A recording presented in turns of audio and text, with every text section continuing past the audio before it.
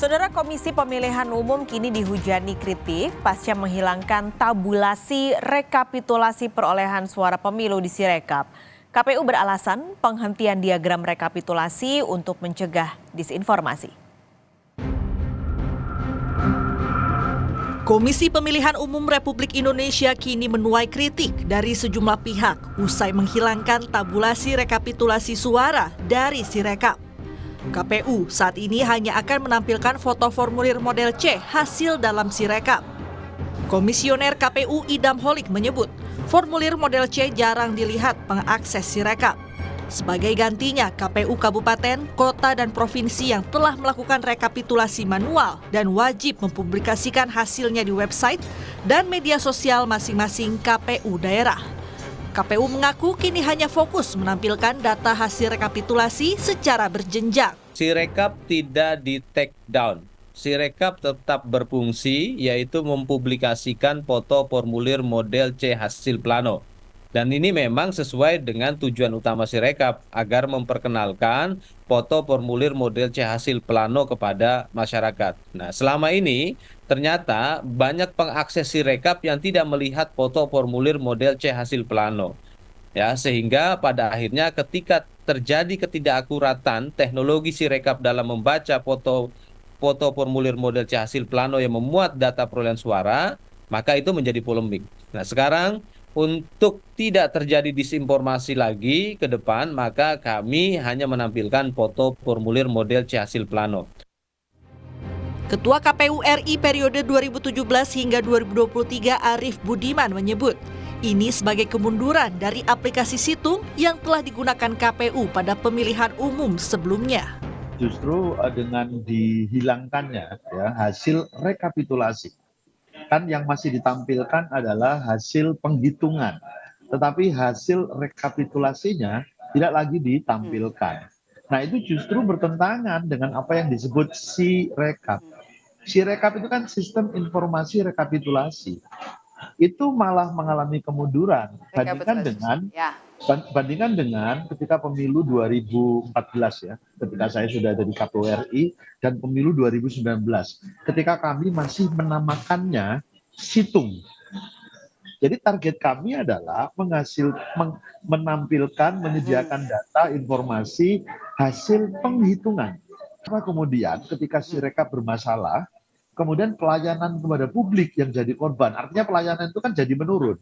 Harusnya publik bisa melihat hasil penghitungan plus hasil rekapitulasinya, gitu loh. Karena tahapan pemilu itu kan mulai dari pemungutan, penghitungan, lalu rekapitulasi. Nah, ini kan berhenti, informasi itu berhenti di tahap penghitungan. Kritik selanjutnya muncul dari Perludem. Ketua Pengurus Perludem Hoirunisa Nur Agustiati menilai, menghilangkan tabulasi di Sirekap tak bisa otomatis mencegah disinformasi. Ya, saya rasa tidak ya. Kalau untuk mencegah disinformasi ya harusnya KPU memberikan informasi yang sekomprehensif mungkin. Nah, ini kan terjadi disinformasi karena informasinya ada gap nih Mbak, kalau saya lihat. Jadi karena KPU sendiri tidak menjelaskan apa yang terjadi sebetulnya dengan Sirekap, komunikasi publiknya mungkin juga kurang maksimal begitu ya, sehingga yang terjadi adalah disinformasi yang ada di media sosial. Kalau alasannya adalah supaya tidak ada polemik di publik, maka menurut saya Sirekapnya yang harusnya diperbaiki, justru bukan grafiknya yang dihilangkan. Sirekap ini kan bisa dikatakan sebagai jembatan ketika publik menunggu proses penghitungan yang cukup lama 35 hari itu. Kan di dalam 35 hari ini kan semua orang ingin tahu lah progresnya seperti apa.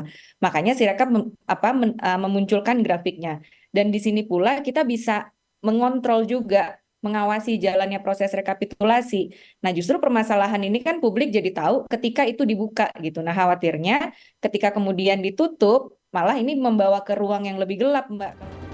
Ketua Bawaslu Rahmat Bagja meminta KPU menjelaskan kepada publik alasan hilangnya tabulasi perolehan suara dan hingga kapan dihentikan. Sistem yang sudah dibangun itu tidak menampilkan apa yang seharusnya ditampilkan. Nah, sekarang kan sudah dihentikan misalnya. Berapa lama? Kemudian kenapa itu tidak presisi? Itu juga sampai sekarang belum dijelaskan. Habis itu kan seharusnya ada formulir DA, DA1, DB yang bisa ditampilkan ke kecamatan, sehingga masyarakat bisa melihat perbedaan, jika ada perbedaan, jika ada permasalahan yang antara hasil dengan rekap di tingkat kecamatan atau teman-teman saksi. Per Selasa 5 Maret, KPU menghilangkan laman Sirekap.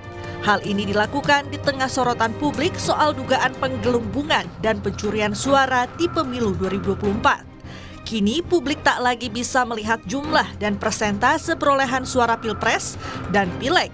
Hal ini berujung kesulitan publik mengawal suara di pemilu 2024. Tim Liputan, Kompas TV. Lalu sampai kapan tabulasi perolehan suara hilang? Jurnalis Kompas TV, Putri Oktaviani punya ulasan lengkapnya langsung dari kantor KPU Jakarta. Okta, Bawaslu bilang KPU sebenarnya harus menjelaskan ke publik, ke masyarakat. Sebenarnya apa ini alasannya dihilangkan? Lalu sampai kapan akan dihilangkannya? Sudah adakah tanggapan dari KPU?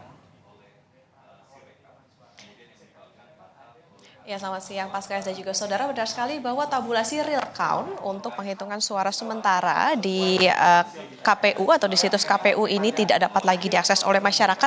Jadi yang bisa diketahui oleh masyarakat adalah hasil dari penghitungan di tiap-tiap TPS di seluruh Indonesia. Tapi dengan catatan formulir C hasilnya ini sudah diunggah. Alasannya kenapa? Nah, kemarin atau beberapa waktu lalu Komisioner KPU yakni Idam Holik mengatakan bahwa ini untuk menghindari polemik.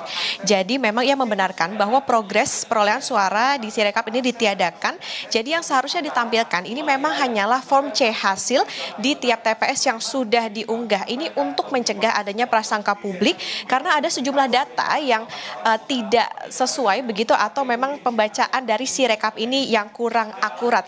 Namun Pasca dan juga saudara, memang sejumlah kritik muncul. Kalau tadi memang dari paket berita yang sebelumnya ditampilkan ini memang muncul misalnya saja dari Bawaslu yang mempertanyakan keputusan KPU untuk menghilangkan atau menghapus grafik ini, kemudian juga dari Perludem yang mengkritik mengapa harus dihilangkan. Kalau memang ada masalah maka seharusnya diperbaiki, jadi bukan dihilangkan. Apalagi hasil rekapitulasi atau proses rekapitulasi atau penghitungan suara ini juga sudah berlangsung atau sudah lebih dari 50%. Nah, saat ini Pasca dan juga saudara kita ketahui untuk suara masuk sementara ini sudah 78,11%, di mana pasangan capres-cawapres pemilu 2024 yakni Prabowo Gibran ini sementara masih unggul dengan 58,82%, Anies Baswedan dan juga Muhaimin Iskandar ini 24,29%, sementara Ganjar Mahfud ini 16,68%. Jadi saat ini juga penghitungan sebetulnya masih terus bergulir terutama di tingkat provinsi. Untuk nantinya kita akan menantikan seperti apa sebetulnya sikap dari KPU terkait dengan penghilangan dari tabulasi ini, apalagi tadi sudah muncul sejumlah kritik bahkan hingga Bawaslu juga mengkritik keputusan KPU ini. Paskalis. Ini juga yang akan dilakukan 2 hari lagi, Okta, yaitu pemungutan suara ulang yang akan digelar di Malaysia. Persiapannya sudah sejauh apa? Iya, benar sekali Pasca dan juga saudara. Jadi dan juga saudara, memang dalam waktu dekat ini pemungutan suara ulang di Malaysia juga akan dilakukan. Jadi memang pemutakhiran data juga tengah dilakukan oleh KPU, dan kalau bisa kami rinci di 1 sampai 8 Maret 2024 ini prosesnya adalah pemenuhan logistik untuk pemungutan suara ulang.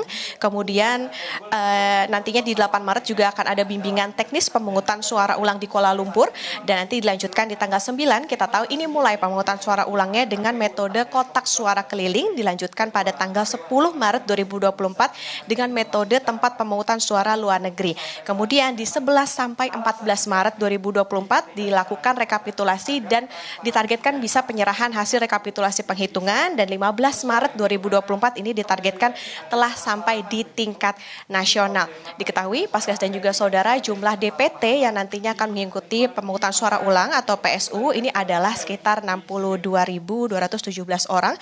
Jumlah tersebut ini adalah 13% dari DPT yang mengikuti pemungutan suara di awal. Dan Komisioner KPU Idam Holik juga mengatakan bahwa komunikasi bilateral antara Indonesia dengan Malaysia ini terus dibangun, terutama untuk agar pemungutan suara ulang ini bisa berjalan dengan lancar dan juga sesuai jadwal. Bawaslu sendiri juga terus memantau bagaimana nanti proses pemungutan suara ulang di Kuala Lumpur, termasuk juga menyatakan akan memberikan tim untuk bisa berkoordinasi koordinasi dengan KPU di pemungutan suara ulang di Kuala Lumpur nanti di tanggal 9 dan 10 Maret 2024. Kita nantikan bersama, Paskalis. Terima kasih jurnalis Kompas TV, Putri Oktaviani melaporkan langsung dari gedung KPU RI, Jakarta.